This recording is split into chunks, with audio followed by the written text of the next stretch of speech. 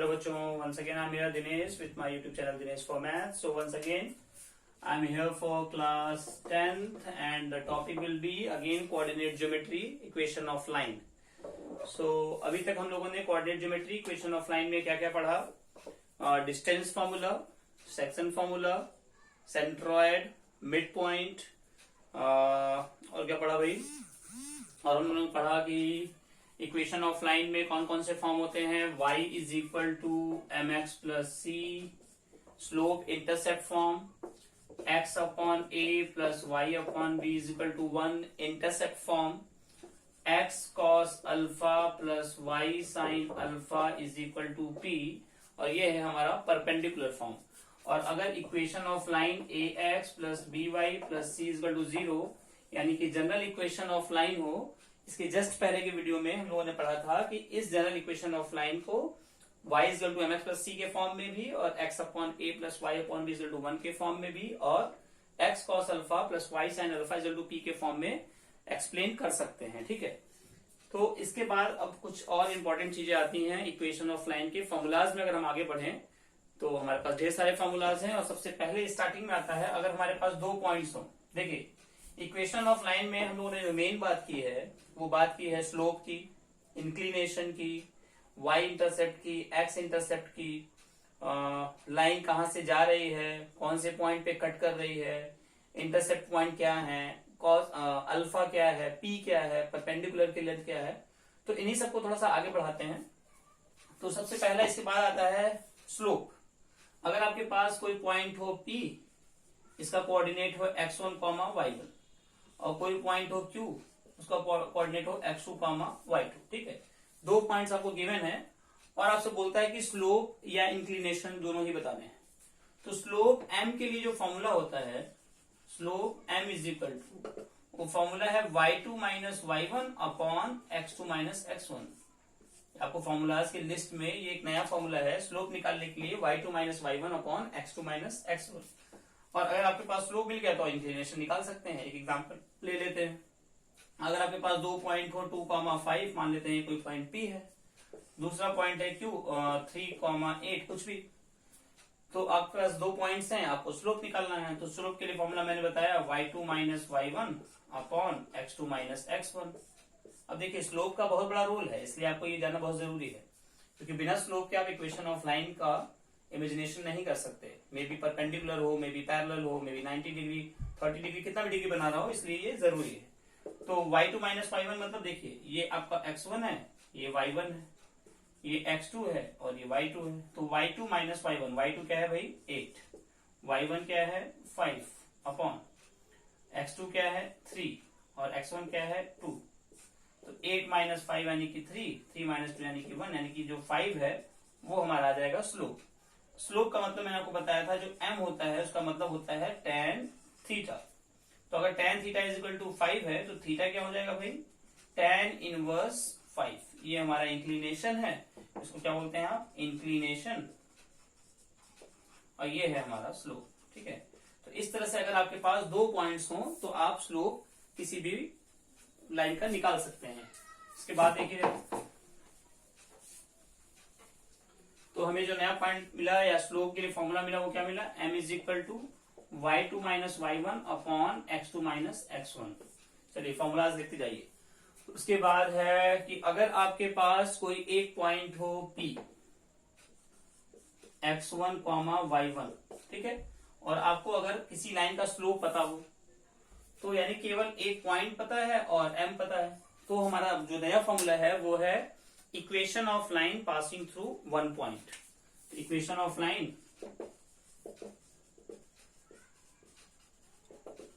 Passing through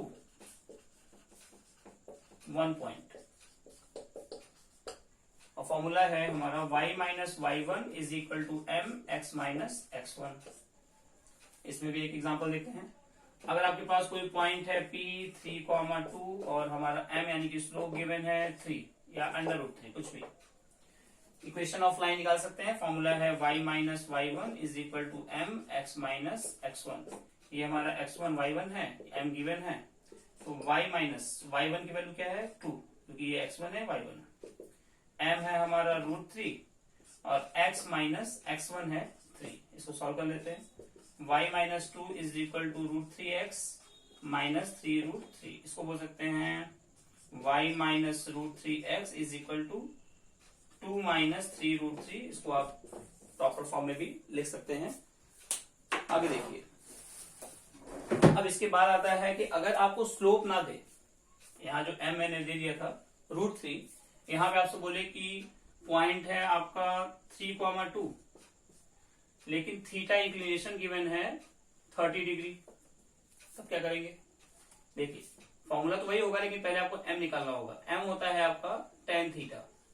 tan theta मतलब tan 30 degree, और tan 30 की वैल्यू क्या होती है? 1/√3। तो सेम फॉर्मूला अप्लाई करेंगे। y minus y1 is equal to m x minus x1। y minus y1 मतलब 2, m मतलब 1/√3, x माइनस x1 मतलब 3। इसको सॉल्व कर लेंगे। This is what equation of line passing through one point. इसके बाद आता है equation of line passing through 2 points.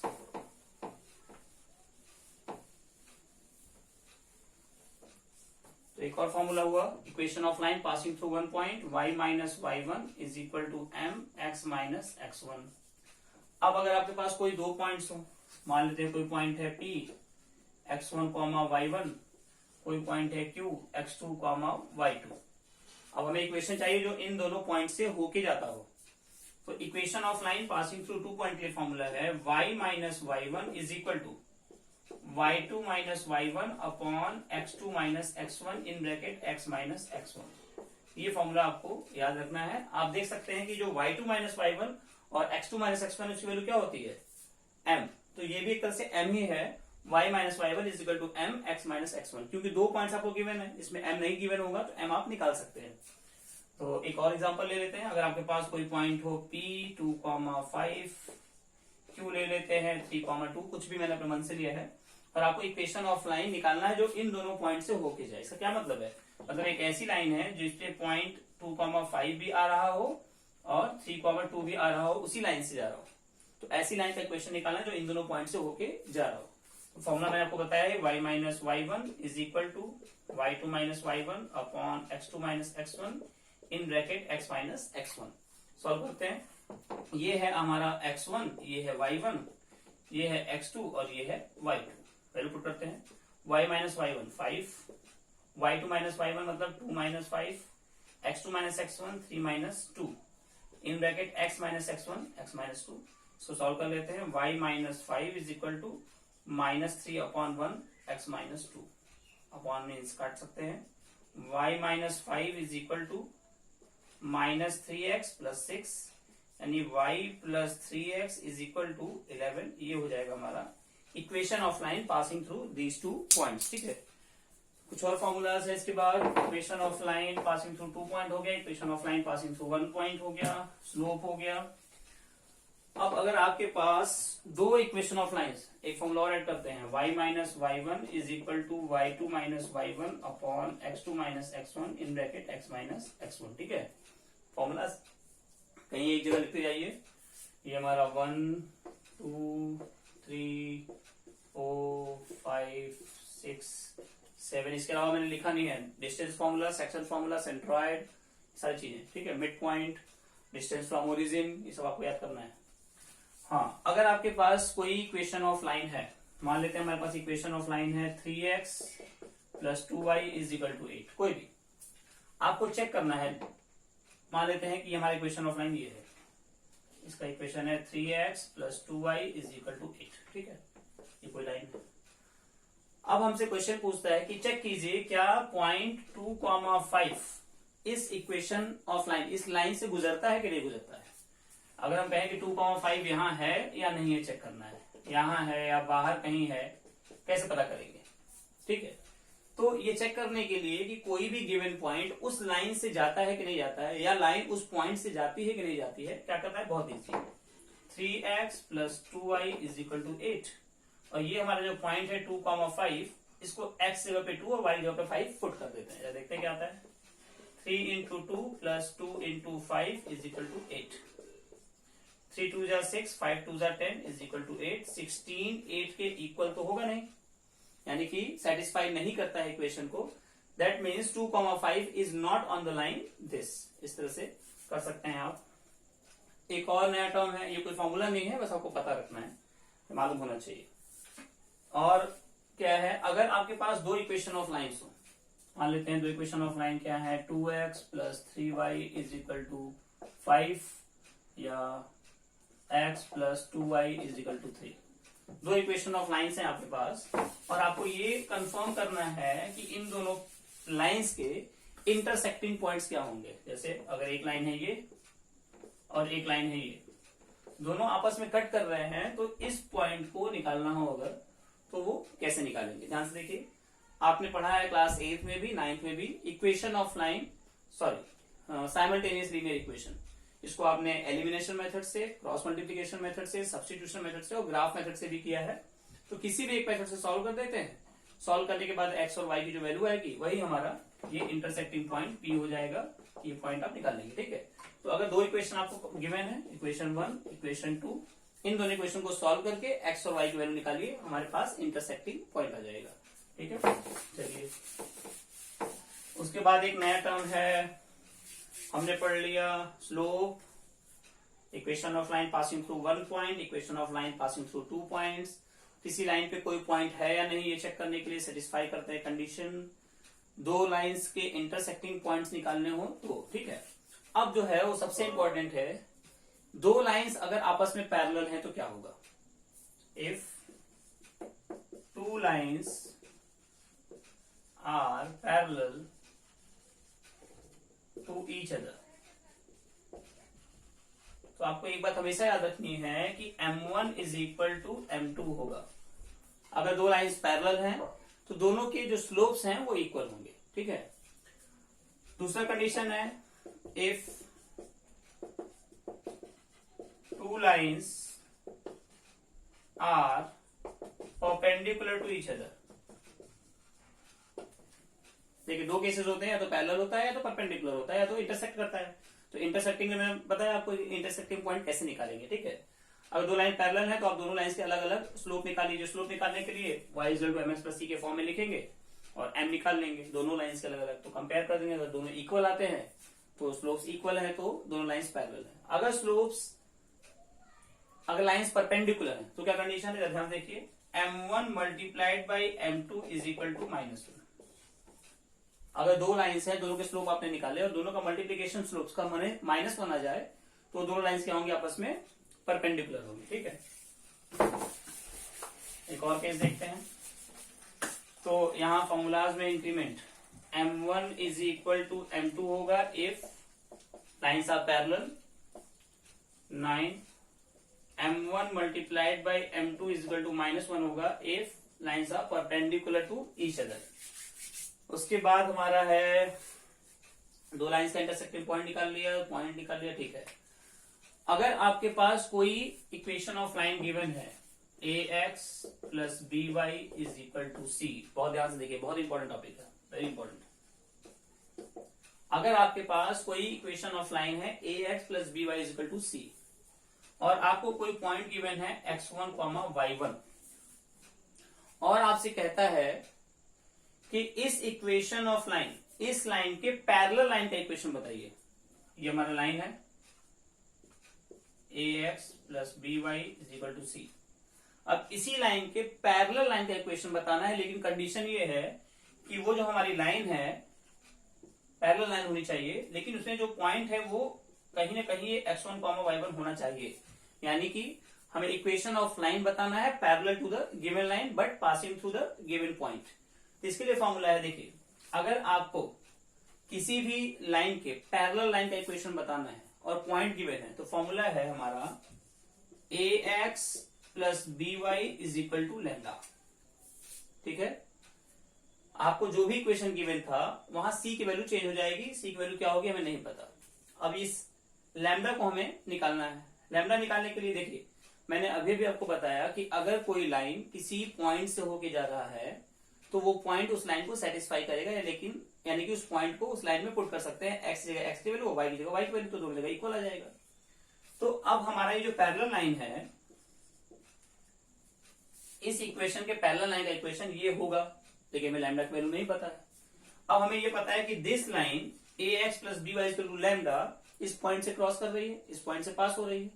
तो लैम्डा की वैल्यू निकालने के लिए क्या करेंगे, एक्स जगह पे x1 रखेंगे, y की जगह पे y1 रखेंगे। तो a x1 plus b y1 equal to lambda.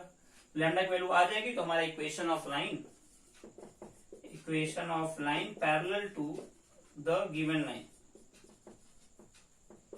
Parallel to the given line क्या हो जाएगा भाई, ax plus B Y is equal to lambda की वैल्यू में मिल गई है ax1 प्लस बी y1। ठीक है, ये आपका क्लियर नहीं हुआ है, एक एग्जांपल लेते हैं।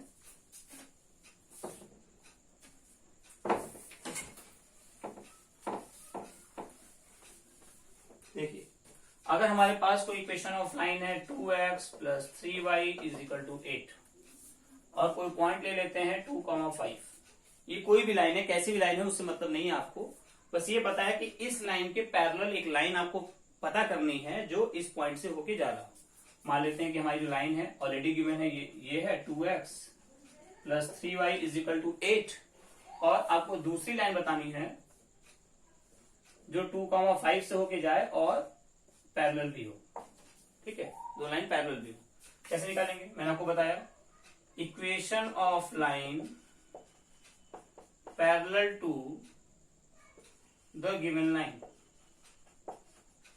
और ये हो जाएगा 2x plus 3y is equal to lambda. 8 की जगह पे लैम्डा, क्योंकि 8 की वैल्यू चेंज होगी। 2 की जगह पे 2, x मतलब ये जो लाइन है कौन से पॉइंट से जाता है, 2,5 से जाता है, तो x की जगह पे 2 रखते हैं, y की जगह पे 5 रखते हैं, ये आ जाएगा लैम्डा। 2 2 जा 4, 3 5 जा 15 is equal to lambda. 15 plus 4 19 is equal to lambda. Lambda की वैल्यू मिल गई, यानी कि equation of line parallel to the given line हो जाएगा, ये लैम्डा की वैल्यू पुट कर देंगे। 2x plus 3y is equal to 19, ये जो लाइन होगा ये 2x plus 3y is equal to 19 होगा, जो कि ऑलरेडी पहले की गिवन लाइन के पैरेलल होगा और 2,5 से होके जा रहा होगा। 2 और 5 इसमें रखते हैं तो दोनों तरफ इक्वल आएगा, यानी कंडीशन सेटिस्फाई करेगा। जैसे पैरेलल के लिए कंडीशन है वैसे ही परपेंडिकुलर के लिए भी कंडीशन है। ध्यान से देखिए, अगर आपको पैरेलल निकालना है तब तो आप simply ax plus B Y equal to lambda लिखते हैं। ठीक है, ax plus B Y equal to lambda. लेकिन अगर आपको परपेंडिकुलर निकालना है तो देखिए जरा क्या केस है। परपेंडिकुलर के लिए केस है,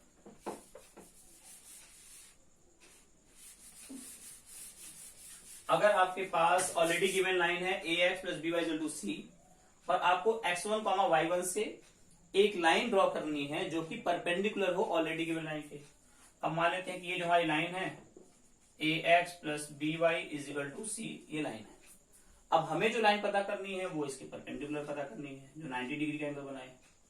इस लाइन का इक्वेशन हमें निकालना है, पता नहीं है। हाँ, इतना पता है कि ये कौन सी पॉइंट से होके जाता है, ये जाता है x1 y1 से। कोई पॉइंट है इस पे x1 y1 जिससे होके ये लाइन जाती है। जब भी कभी पैरेलल लिखना हो तो मैंने आपको लिखा था ax plus B Y equal to lambda, लेकिन अगर आपको परपेंडिकुलर निकालना हो तो कंडीशन है, देखिए हमारी जो लाइन थी वो थी ax plus B Y is equal to C.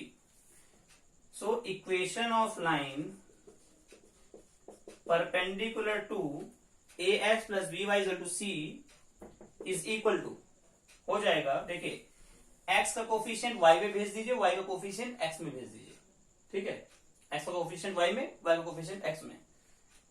y का कोफिशिएंट क्या है, b, तो यहां लिखेंगे bx। x का कोफिशिएंट क्या है, ये हो जाएगा ay। बीच का साइन प्लस है, इसको माइनस कर दीजिए। ठीक है, x का कोफिशिएंट y में, y का कोफिशिएंट x में, बीच का sign change is equal to lambda. ये जो हमारा इक्वेशन होगा ये होगा equation of line perpendicular to the given line. लेकिन लैम्डा की वैल्यू कैसे निकालेंगे, भाई आपको x1 y1 को इसमें पुट करना पड़ेगा। अब bx1 माइनस ay1, क्यों, क्योंकि भाई x1 y1 से जाता है, ये लैम्डा की वैल्यू आ जाएगी तो पुट कर देंगे bx minus ay equal to lambda आ गया है आपका bx1 माइनस ay1। ये हो जाएगा हमारा equation of line perpendicular to the given line. एक एग्जांपल लेते हैं।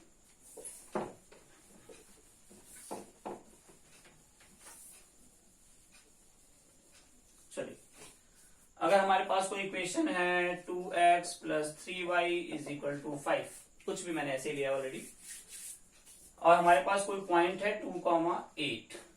हमें एक इक्वेशन ऑफ लाइन बताना है जो इस लाइन के परपेंडिकुलर हो और कौन से पॉइंट से जाता हो, 2,8 से जाता हो। मान लेते हैं ये हमारा लाइन है 2x + 3y = 5 और इसी लाइन के ऊपर परपेंडिकुलर कोई लाइन है, उसका हमें इक्वेशन फाइंड करना है, लेकिन ये पता है कि कहां से आता है, 2,8 से क्रॉस करता है। ठीक है, देखिए जरा। सो 2x + 3y = 5 है। हमें निकालना है equation of line perpendicular to this line. So will be equal to, क्या कहा था मैंने, x का कोफिशिएंट y में, y का कोफिशिएंट x में। तो यहाँ 3 है तो ये हो जाएगा 3x, यहाँ 2 है तो ये हो जाएगा 2y, बीच में प्लस हो जाएगा माइनस = लैम्डा। अब ये जो परपेंडिकुलर लाइन है ये किससे क्रॉस करती है, 2,8 से। So this equation passes through, so 2,8 से पास होता है, this line passes through 2,8। So 3 की जगह पे 3, x की जगह पे क्या रखेंगे 2, इसको सेटिस्फाई करेगा। 2 की जगह पे 2, y की जगह पे 8 = लैम्डा। 3 × 2 = 6, 16 लैम्डा, यानी लैम्डा की वैल्यू आ जाएगी -10। लैम्डा की वैल्यू -10 उठा के यहाँ पे पुट कर देंगे, 3x - 2y = -10। This is the equation of line perpendicular to this line and passing through point 2,8। तो ये हमारा जो कंडीशन था आज का कि परपेंडिकुलर कैसे निकालेंगे और पैरेलल कैसे निकालेंगे। आपको ऑलरेडी कोई लाइन गिवन होगा, उसके पैरेलल लाइन निकालना होगा जो कि गिवन पॉइंट से जा रहा होगा। ऑलरेडी कोई लाइन गिवन होगा, उसके परपेंडिकुलर कोई लाइन निकालना होगा, लेकिन कौन से पॉइंट से जा रहा है ये कंडीशन गिवन होगी। तो ये इतना आज के लिए, बाकी के लिए फिर से मिलते हैं। See you tomorrow. Thank you so much.